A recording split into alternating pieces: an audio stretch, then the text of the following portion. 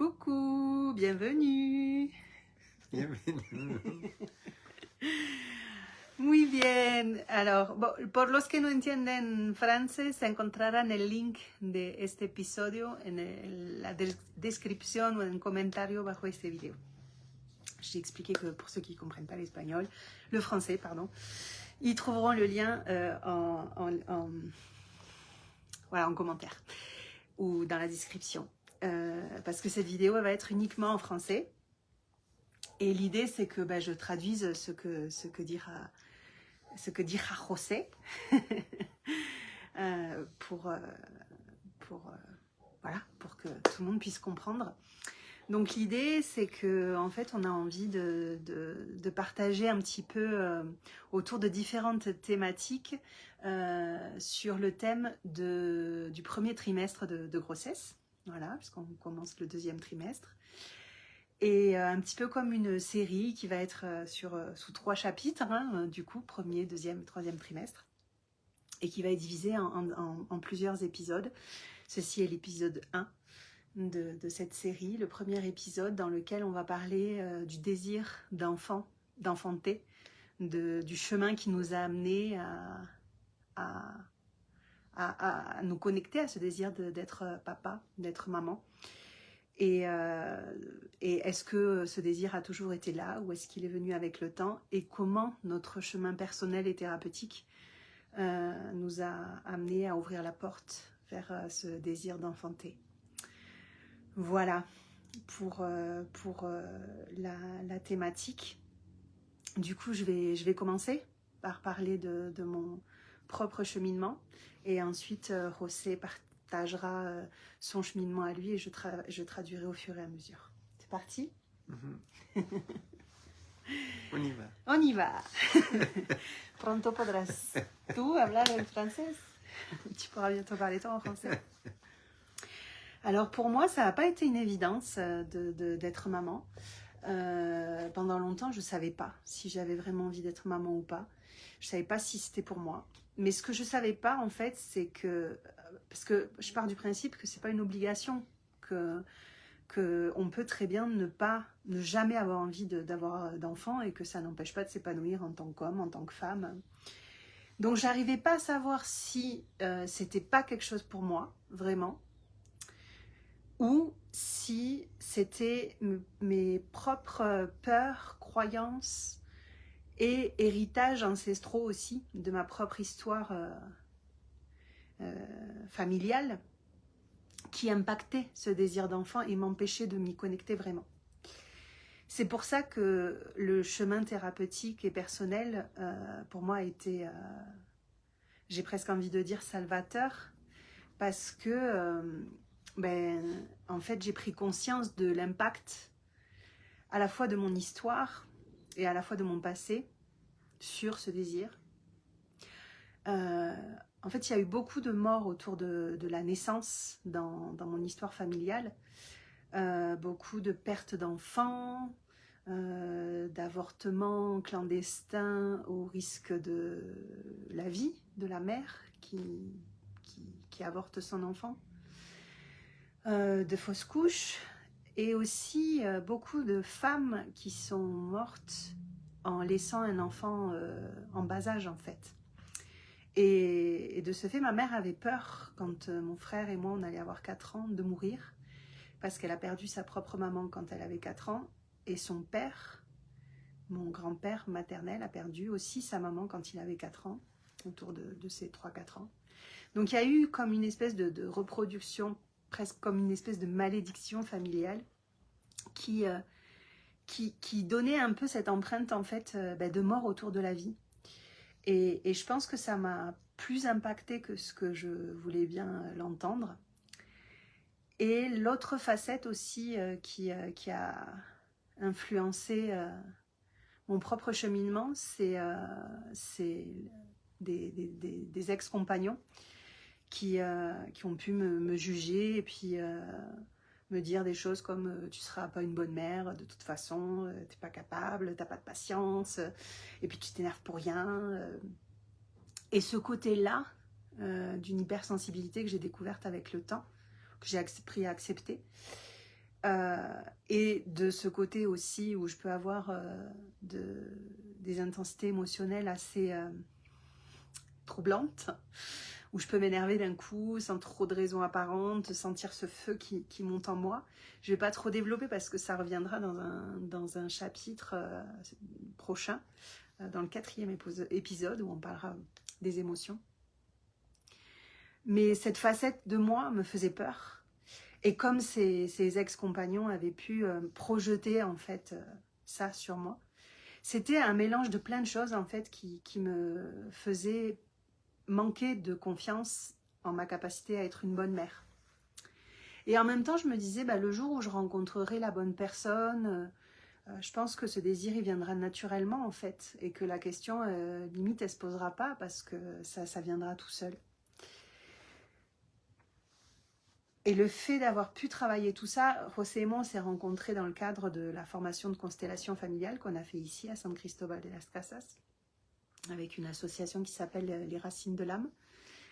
Et on a beaucoup travaillé autour de ces thématiques, de le père, la mère, les ancêtres,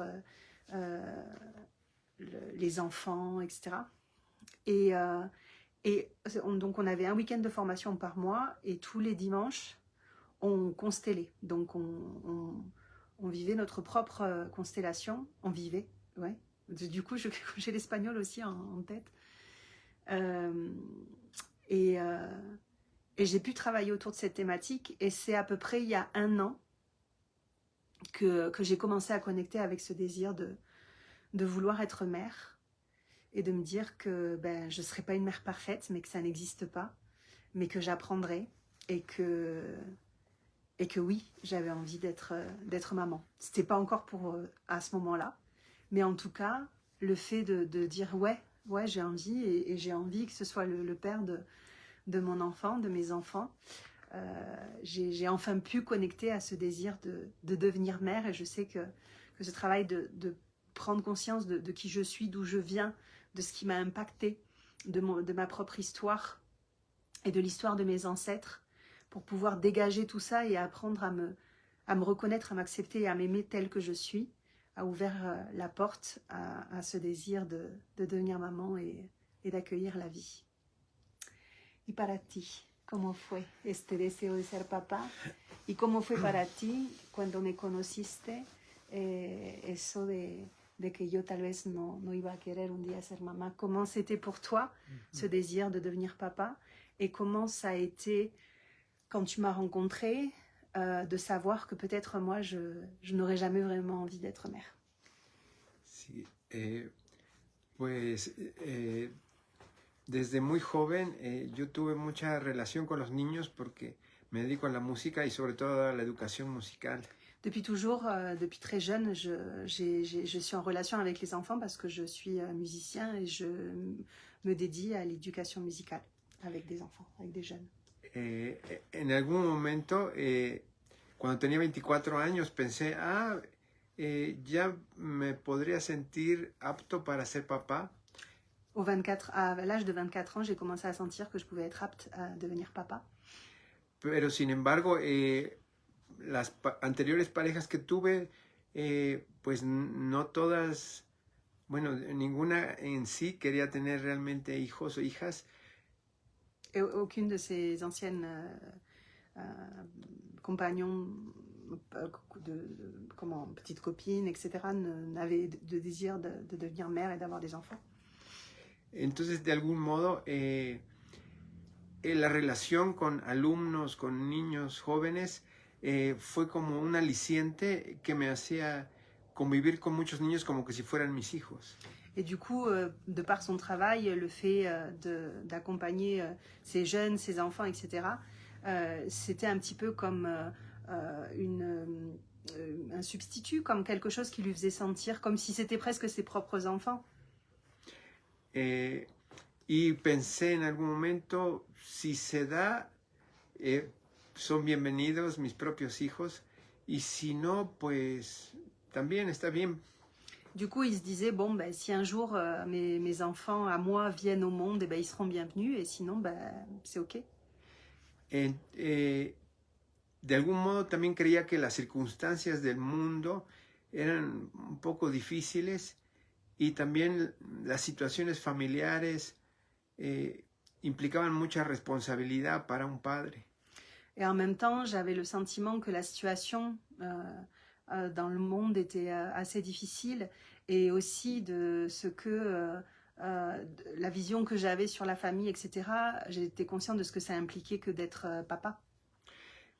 Sí, aquí en México existe una imagen de que el papá debe ser alguien muy fuerte, proveedor, muy económicamente fuerte, rudo, cosas que yo no encajaba en ese modelo. Ici au Mexique, et pas que, también en Francia, creo, y en muchas partes. Mais il existe cette image du père qui doit être fort, sur qui on doit pouvoir compter économiquement, qui ramène l'argent à la maison, etc., etc. Et moi, j'arrivais pas à rentrer en syntonie avec cette image-là du père imposé par la société. Y en mi caso como músico, pues siempre me ha gustado el arte, la música y otras facetas muy diferentes. Entonces, de algún modo sentía que no encajaba en esa idea de padre que existe. Et moi, comme musicien, je sentais que je ne correspondais pas à cette image du père qui existait.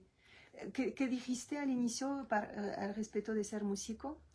Que el modelo que hay aquí de padre a veces no se compagina tanto, no hay tanta... Ouais, que c'est pas toujours compatible, l'image du musicien et l'image de ce qu'on attend du père, en fait.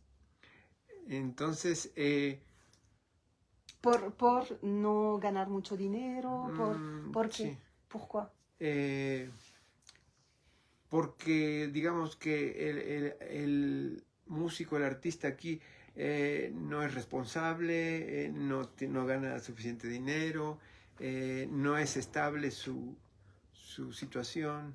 Parce que l'image qu'on a de l'artiste, c'est que il n'est pas forcément très stable, il gagne pas forcément beaucoup d'argent. Ouais, ce côté. ¿Qué dijiste primero?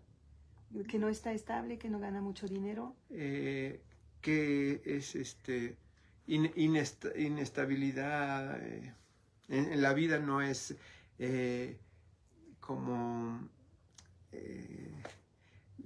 de acuerdo a las normas sociales. Ouais, qui ne correspondent pas forcément aux normes sociales, etc. Entonces, sin embargo, sí existía un principio dentro de mí que sabía que es algo muy natural y de hecho siempre he tenido mucha afinidad con los niños. Et en même temps, il sentait qu'il y avait un principe à l'intérieur de lui qui faisait que ce serait naturel et qu'il avait cette relation organique avec les enfants. Entonces, cuando conocí a Amélie,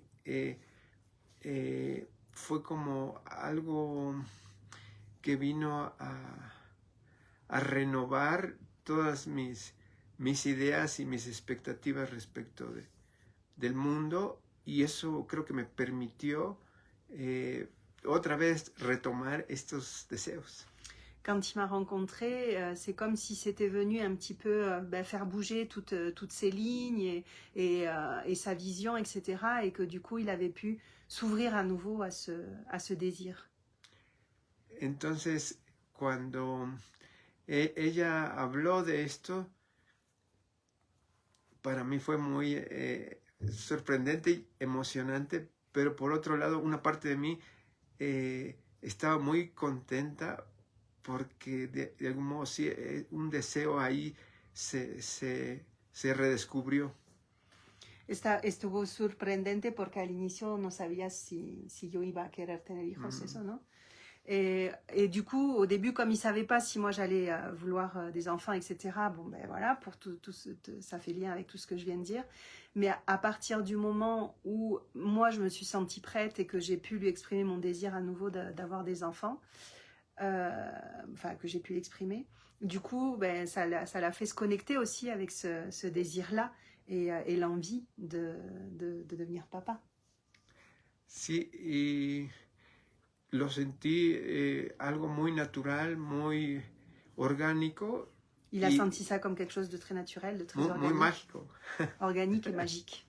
Sí, entonces siento que eso cerró una historia pasada y abrió a un nuevo capítulo de mi vida. Donc il a senti que c'était venu fermer quelque chose du passé et ouvrir un nouveau chapitre dans sa vie. Sí. Entonces, ahora estoy muy contento y muy emocionado y ambos queremos compartir todo este proceso. Et maintenant, je suis hyper content et ça me procure beaucoup d'émotions. Et tous les deux, on a envie de partager tout ça, de partager notre vécu et comment ça se passe pour nous. Sí, y representa un desafío, pero también es algo muy bonito el poder estar conscientes totalmente de este proceso, de querer ser papás y de decidirlo y vivir cada momento de manera muy consciente. C'est challengeant, mais en même temps, c'est beau de pouvoir vivre ce processus de façon consciente et d'être dans la conscience de chaque étape, de ce que c'est que de devenir parent, etc., de pouvoir le vivre en conscience, c'est quelque chose qui est beau. Sí, porque aquí la percepción que muchos teníamos de niños, de cuando las personas tenían hijos, no era algo que ellos decidieran, era algo como que pasaba por suerte, accidente o porque era lo que tenía que suceder. Parce que l'image qu'il avait d'ici, de comment ça se passait ici, c'est que c'était pas forcément une décision consciente comme celle qui a été la nôtre, mais quelque chose qui arrivait soit par chance, soit par accident, soit parce que c'est comme ça, quoi. C'est un peu le cours normal des choses et de la vie et on se questionne pas forcément sur le fait de est-ce que j'ai envie d'être papa, d'être maman. Ça se fait et puis c'est tout, quoi. Ça fait partie de la vie, c'est partie de la vida, ¿no? Sí. Entonces, esa etapa en que creía que el mundo era demasiado terrible como para traer nuevos niños, niñas, creo que ya quedó atrás. Es algo muy bonito porque es como que si se hubiera transformado algo aquí adentro. Sí. Et cette part de moi qui avant voyait le monde comme trop terrible pour accueillir des enfants dans ce monde, c'est quelque chose qu'il a laissé derrière lui parce que maintenant il sent que cette vision-là, elle s'est transformée. Y creo que mucho es porque aún sin palabras pudimos sentir algo que nos hizo dar ese paso y sin darnos cuenta tomar esa decisión, pero a su vez muy convencidos internamente. Qu'il a la sensation qu'on n'avait même pas besoin de mots et que en fait cette envie, elle est arrivée d'elle-même, elle est arrivée naturellement et en même temps on était convaincus, c'était quelque chose en fait qui est arrivé, ce désir comme quelque chose de fort en nous. Sí, entonces bueno, por el momento eso es lo que puedo compartir. Pour le moment, c'est ce que je peux partager. ¿Y cómo piensas que tu camino personal y terapéutico te ayudó en esta postura de papa? Comment tu penses que ce travail personnel y thérapeutique t'a aidé dans cette posture de papa? Pues sí, ayudó mucho porque había una parte de mí que se sentía insuficiente. Ça m'a aidé parce qu'il y a une partie de moi qui se sentait insuffisant.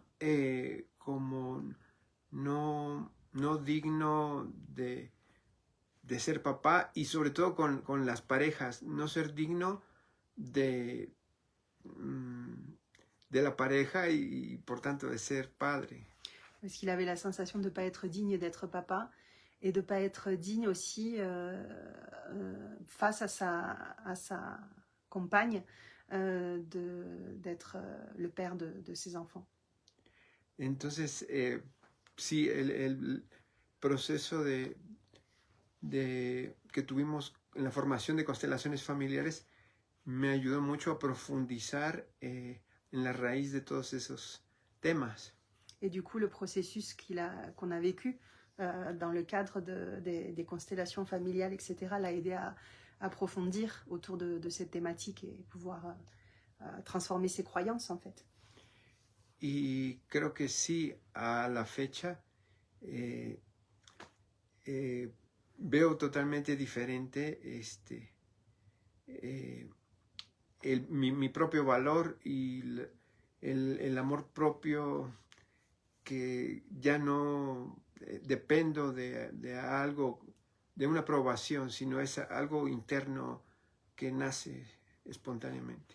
Et du coup, il a pu connecter avec la conscience de sa propre valeur et avec cet amour-propre qui n'est plus en lien avec quelque chose d'extérieur, mais qui naît de lui-même et de son propre regard sur lui-même.